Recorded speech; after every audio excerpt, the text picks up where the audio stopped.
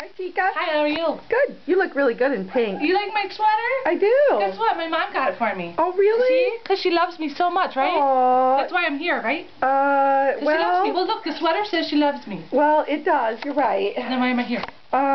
Well... Maybe it was an April Fool's sweater. Yeah, maybe it was. Anyways. Yeah. Anyway, you're adorable. Aren't I cute? Yeah. Look, I got like some brindle on me. Isn't that neat? You're really cute. Yeah. Where are you trying to go right now? Nowhere, because this couch is holding me. Is it? What a weirdo. I'm really small. What do I weigh? Like, you're really cute. 2 pounds or something like that? I think about that. Yeah. You're a terribly little thing. I'm just little. And this is why I'm wearing a sweater. Cause why? No matter what time of year or what temperature, I'm always cold because I'm so little. Kind of like an old person. Oh. Well, great. Yeah. Except you don't have wrinkles. Yep, no wrinkles for me. Okay. Well, we're going to do some pictures now. Okay. Okay, bye. Bye.